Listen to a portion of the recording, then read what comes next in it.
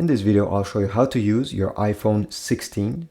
This works with the 16 Plus, Pro and Pro Max as well. I'll show you how to download apps and also show you how to use many different features of this device. So let's get started. You need to go into the settings of your iPhone first. Once you open the settings, it should look like this. Then go down and select Wallpaper over here. And then you need to click on Customize over here where you see the lock screen. Click on Customize. So over here on the lock screen, almost everything is customizable. So first of all, we have the date on top. If you don't want to have the date, click on it and you can replace it with different other things.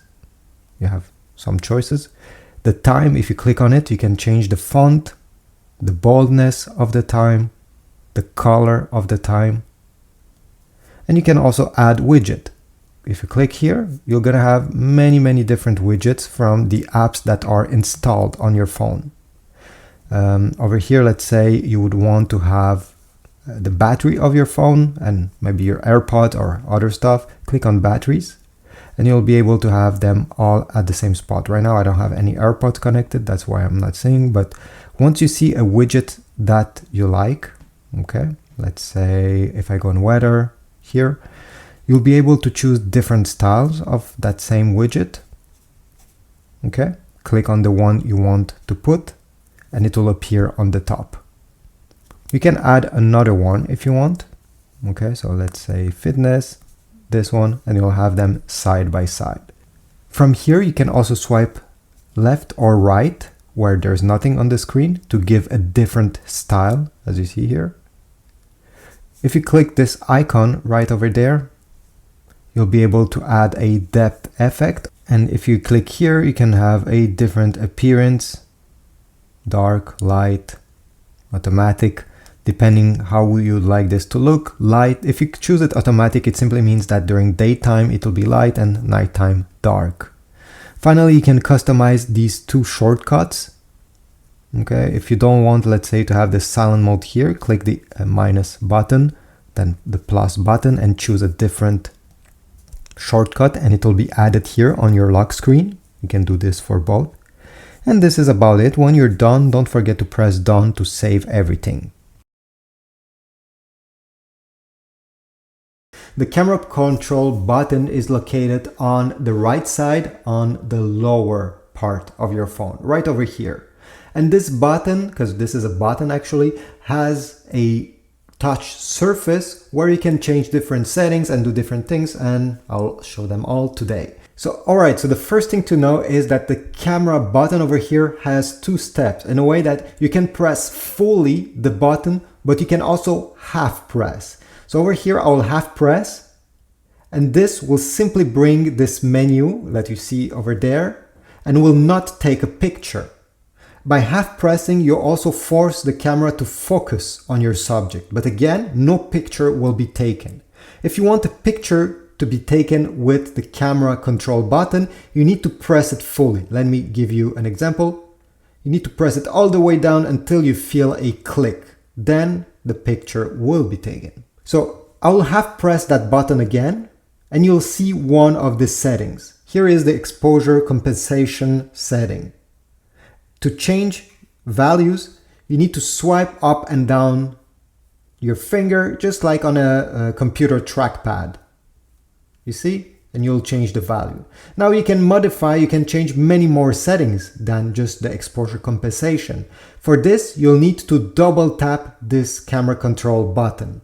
Okay, double half press to be more precise. So I will double half press that button and you can use your finger on the screen to change through the different settings, tone, styles, cameras, zoom and other stuff that you can control with the camera button, or you can use the camera button itself to swipe through the different features. So let's say I want camera, I'll leave it on camera, I'll half click once, and now using this button, by swiping up and down, I'll be able to select the different cameras of my phone simply by swiping.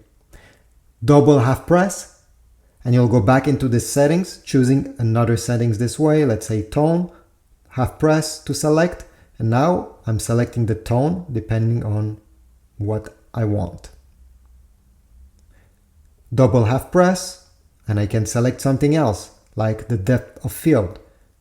Press once, and now you select the f number, the aperture opening.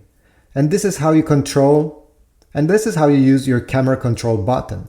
Mostly by double tapping on it, half press. And when you want to take a picture at any moment, if you press fully, the picture will be taken. So let's get started with the first method. So the first method is using a wireless charger. This is a very basic one. You maybe can find one at the dollar store. These are not magnetic. These are just basic wireless chargers. So if I plug the charger over there and this cable that came with the charger to an outlet, I'll be able to simply drop the iPhone on it with the middle part over here, having to place it on this charger, and you see it start charging. Now this method can take a long time. Wireless charging is not the fastest possible, but it works and it's actually very cheap. This can be had for like $5 or something around. And by the way, I'll put links in the description for any methods I'm showing you today to get them from Amazon. Alright, so this was the first method. Which one is the next one? The next method is using a MagSafe charger, like this one over here made by Anker. MagSafe is because this iPhone 16 has a magnet under this casing, and you can simply put it on a MagSafe charger. It will stay very well. You see, I'm really trying, and it's not moving. You then just have to connect the charger, the MagSafe charger, with a cable, and this is it. Your iPhone is now charging. You see, it's charging. And most MagSafe charger also works if you put the iPhone the other way. This way you can still use it and it's quite comfortable. So this was method number 2. For method number 3, you just need a USB type C to USB type A or USB type C cable. Your iPhone came with one in the box. Take a charger, connect this end into a wall outlet, and connect the cable to the USB type C port down below. This will charge your iPhone, and depending how fast is your charger, you may use fast charging. For example, this is an Apple adapter charger, and you see here it has 12 watts. It charges faster than, let's say, a 5 watts. You can also go a lot higher if you want to charge your iPhone quickly. Now, I still have 2 methods. I know I said 4, but I just remembered that there's another one. So, I was talking about MagSafe. You can have those MagSafe stands, but you can also have a MagSafe battery pack that is portable, like this Anker. You just need to slap it in the back. It stays there. And here you go. Your iPhone is charging and you can still use it. You can still keep it in your hand. And the good thing about this battery pack that is MagSafe is that it has a stand built in. So you can put your iPhone on a desk, and I don't know, if you like to look at it, maybe look at a movie, you can simply, you can simply put it this way, and it will charge the iPhone while at the same time acting like a stand. So this is quite handy. And the last way of charging your iPhone 16 is using a portable power bank, but this time this one doesn't have any MagSafe. It's using the old USB type A cable. These are pretty cheap to get. So you connect here, you connect there, and there you go. Alright, so the first thing we need to do is to actually turn on the Bluetooth of your iPhone. So go into the settings. Once you're in settings, it should look like this. Go over here where it says Bluetooth. Make sure that is turned on. And now it's scanning for devices. Obviously, we didn't turn them on, so this is why nothing is appearing. Take your Bluetooth headphones and put them in pairing mode. Now, depending on which model you have, it will be different. There is 100 ways on how to do this. So check your manuals of your actual earbuds, headphones, and go ahead, put them in pairing mode. For these, You just need to press the power button and keep your power button pressed for about 5 seconds. Okay, they are now in pairing mode. Put them aside, take your iPhone, and now let me unlock it. Over here, your headphones should appear. So it's scanning, and here we go, it found them. Click on the name of your headphones once you see, wait a few seconds, and they'll get paired. Here we go, it says connected, the connection is good, you can now use them. You also have an eye icon you see on the right side. If you click on this, you'll be able to edit the name. So if you want to give your headphones a special name, go ahead, you can edit by clicking and changing this name. You also have device type, and maybe sometimes the iPhone does not recognize your earphones or whatever earbuds has a earbuds, and you have to do it separately. So you have car stereo, headphones, hearing aids, speakers. Just choose whatever this device is. In my case, it's headphones. I'll click here. And now you have disconnect and forget this device. If you click disconnect, well, just like it says, they will disconnect. Your speakers of your iPhone will now be the output for your audio. If you click forget this device, it will completely erase your headphones from the iPhone forever. You'll need to reconnect them the same way you just did it if you want to use them again. These iPhones don't have a mute switch on the sides like the older ones. So how do you do this? Well, there's 3 different ways. Let's start with the easiest, which is to customize this action button so it becomes the mute and unmute button. To do so, you just need to go into the settings, then go down, select action button. And from here, you'll be able to select what this button does. And one of them is silent mode. This is the one you need to choose. Then go back, and here we go. Now, every time I'm keeping it pressed, you see, it changes from silent mode to ring mode, which is mute and unmute. Now, there's other ways on how you can do this. The second way, if you don't want to customize this button, is to drag down from the top right corner. So you get control center, and from here you're going to find this bell icon. You just need to press on it. Once it's red, it's in silent mode. Once it's white, it's on mute, so it's not in silent mode. So that's the second way. And the third and different one, this one requires you to go into the settings menu again. Once you're in the settings, this time we're going to go down and select sounds and haptics. And once you're here, the first option should be silent mode. Once you put it in silent mode, you're going to see it will turn to red. It simply means that it's muted. To unmute it, simply uncheck it. First of all, once you unlock your iPhone, is to open the App Store. This icon right over here. If you do not see it, go on the other page. And if you still do not see App Store, go over here where it says App Library, and simply type App Store, and should be one of these options. Click on it. If it's the first time you're using the App Store, and probably is if you're watching this video, press Continue. Then I suggest you turn on personalized ads. Now it'll ask you to use your location. And again, I suggest you allow it because it will suggest you apps that are relevant to your location. So I'll select allow while using the app. And here we go, we are in the App Store. To browse the App Store, it's very easy. You have down below Today, which will show you the more trending apps that get downloaded very often. You also have Games, where you're going to see only the games available. And what's nice is that you have multiple categories here. And you can browse this for hours, really. Then you have apps.